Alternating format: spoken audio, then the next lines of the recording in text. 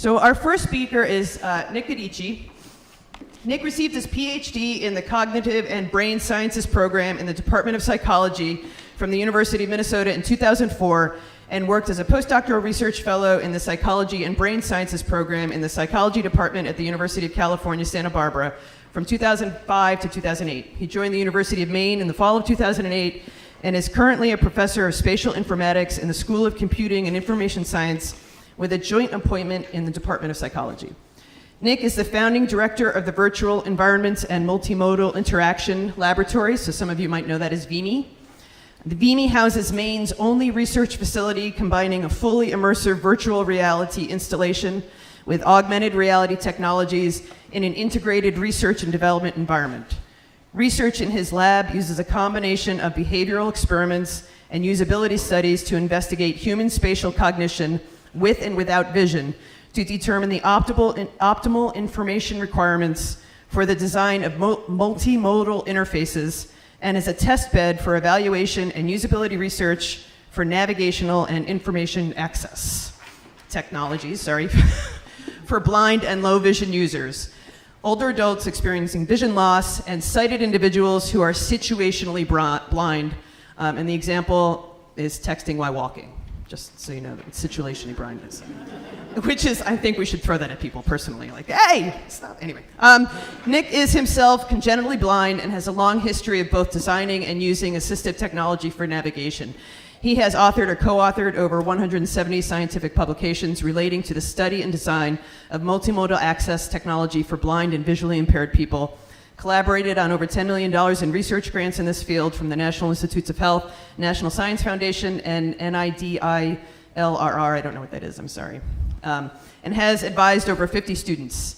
Nick has also been on the program committee of dozens of scientific conferences and workshops, is on the scientific advisory board of 2 information access companies, and is a current board member on 2 blindness-related organizations, and is the co-founder of 2 startup companies dealing with information access technologies. So he sleeps a lot. That's what you get out of that. And I've asked all of our speakers to kind of give me some pop culture-ish science thing they like. I told them I'm trying to humanize them for you. And Nick said he likes She Blinded Me by Science. So welcome, Nick Giudice. I'm right here. So we can go over more? If I knew you were going to read that, I wouldn't have put. I didn't even know it. No. Bring it down. Biggest dog was saying so I'm not even talking about most of that. I'm really giving you. Oh, well, let's I don't want my time to start. I'm just saying, so most of what I'm talking about is a position and kind of an idea more than about my work. So thanks, Kate. Good evening, everyone. As somebody who works in the tech field and someone that thinks a lot about technology design, I've become increasingly concerned about a problem of current technology development, and that really is how current user interfaces that we use are almost exclusively based on vision and visual information. And so in other words, they are blind to the reality of how we actually experience and interact with the world around us based on this kind of rich multimodal information that we get from all our senses, vision being just one of them. And so the problem with current technology design is that it ignores what we can learn from the most powerful computer in the world, that is the brain. Next. The brain is better than any computer in simultaneously perceiving, processing, representing, and acting on information from multiple senses. Even tiny mouse brains are better than any computer that we have. So why is most technology still limited to typing and tapping for inputs and visual displays for output? This is kind of silly. It's not how we actually experience the world around us. Our natural interactions involve seeing, hearing, feeling, tasting, smelling. We communicate by talking, pointing, gesturing. So what's the deal with computer technology? Next. There's a bunch of explanations. Partly it's because visual interfaces give us the most bang for the buck. It's hard to develop interfaces and using different channels of of sensory information. It requires more knowledge. It gives more room for people to screw up. Partly it's an inertia problem based on what has always been done and what is good enough. I'm arguing today that good enough doesn't cut it anymore. We need to adopt new bio-inspired technology design that's based on how the brain uses multisensory information for both input and output. Next. This is starting to happen. So we have smartphones. Smartphones are really great at using sight and sound and touch and gesture. We have non-visual interfaces like Alexa that are changing the landscape. We have new gestural interfaces. But this needs to become more the norm than the exception. Next. My belief in the importance of tech, in the multimodal aspect of tech, is based on a hypothesis that I want to quickly talk about. I think it's important. So I argue that the majority of what most people call visual information isn't really visual. It's actually spatial information. And I don't mean space like outer space. I mean like space like what's around us in the environment. And the take-home message here is that while vision is a great conduit of spatial information, we have this big pipe from our eye to the back of our head. It doesn't have a monopoly on space. Actually, all of our senses are really good at conveying spatial information. And this theory has lots of scientific evidence. I worked on this. I'm not showing you any data tonight. But the results are clear that they suggest how we can use sensory information and sensory channels as part of technology development, and that they can support the same type of behavior, no matter what one you use. And this information is important because it shows that adopting multimodal interface design will benefit the most people, whether they're people with disabilities, older people, or really anybody, because it's how the brain actually works. Next. Let me just clarify this theory with a brief example. So imagine that you're standing at this table. There's items on it: bottle, fork, plate. And I'm going to bet that you are equally good, equally fast, equally as accurate as reaching and grabbing for the bottle when you're using vision to guide your actions, as if you closed your eyes and tried grabbing them by touch alone. And the reason is that the representation in your brain that you've built up is based on spatial information of this arrangement, independent of each individual modality. Next.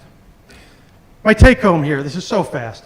My take-home, we need more bio-inspired technology design based on the brain's playbook for natural interactions. Okay? We need to move beyond the vision-only bottleneck of technology design to support multi-sensory information input and output channels. And we need a heck of a lot more, this is a family thing, crosstalk between scientists, engineers, and technology developers in developing the best technology. Next. Thanks, everyone. It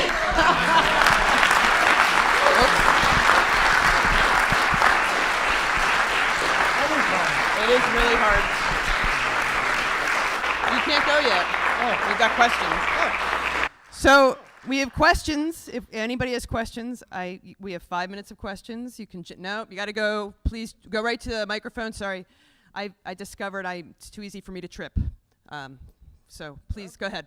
Do you envision, as I do, a day when there is an implant in the brain that makes our brain much better at things that it doesn't do very well now, and makes us smell like dogs and that?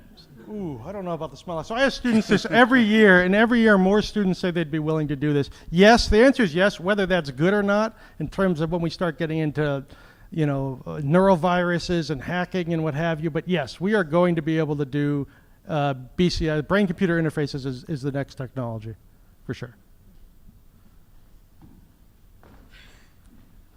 So it sounds like basically what you're looking to do and asking us to do is accept technology as another human being. So to accept something that we can't see its brain and interact with it. How do you get past that? Well, in some ways, so I'm very interested in autonomous vehicles right now, and the biggest part that I'm interested in is not what's being looked at, and we're calling it human-vehicle collaboration, and it's how you can trust these vehicles. We learn to interact with the technology, but the technology has to also learn from us. We have to be able to trust, especially in something like an autonomous vehicle where our life is in its hands. We have to figure out ways to communicate and humanize. You know, we're human. Look at Alexa. You call Alexa, Alexa, it calls me, you know, when I swear at it or whatever, it calls me by my name and chastises me.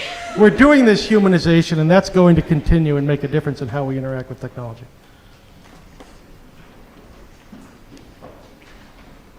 So you mentioned that in real life we use all of our senses to create a spatial model of our environment. If you sort of had to rank them, I assume sight would come first, but maybe not. How do we build the model? I mean, is it touch? Is it hearing, Vision's by far smell? the most. Yeah, vision's by far the most. We have the most neural hardware dedicated to it. Oh, there's the mic. Hi. Oh yeah, I can hold it now. And it has the biggest field of view, most resolution, but then touch. So if you touch or you feel the edge of the chair that you're on, the stimulus is the same. And so there's the most similarities with vision in terms of the spatial properties. Then hearing and spatial hearing. And then smell and chemical senses are harder because they're very distributed. But this is very fast, Kate. This is really fast. No data and fast questions. And another question. Quick. Go ahead.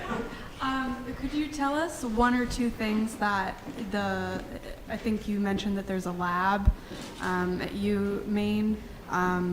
Could you just tell us one or two things that have come out of that lab? Yeah, so the VIMI lab is the lab that I direct and a lot of us are in. One thing is a tactile screen reader. So when you use Siri or something that reads what's on the screen, it reads speech. And you can use text-to-speech to read all types of text, but there's nothing that allows you to access graphics. We've developed an interface that allows you to feel and hear graphical information, which is good for eyes-free applications like in a car or someone that can't see in a STEM disciplines. We've also developed some indoor navigation systems and different technologies for specifying how to describe something instead of saying, oh, it's over there, which tells you nothing. How is the multisensory approach applicable to artificial intelligence? We're going to need more than 5 minutes. You only have a minute. Oh, there's a lot of application, but at the end of the day, the hardest part with AI is that it's mostly modeling from a bottom up. So it's saying, here's the incoming data that we can quantify. It's not taking the top down processing of how we're integrating this information into models and how our priors and our experiences are changing that. That's a challenge, but yeah, we could argue for a long time, I'm sure. And I think we're going to let Nick off the hook here. One more, I want the bell.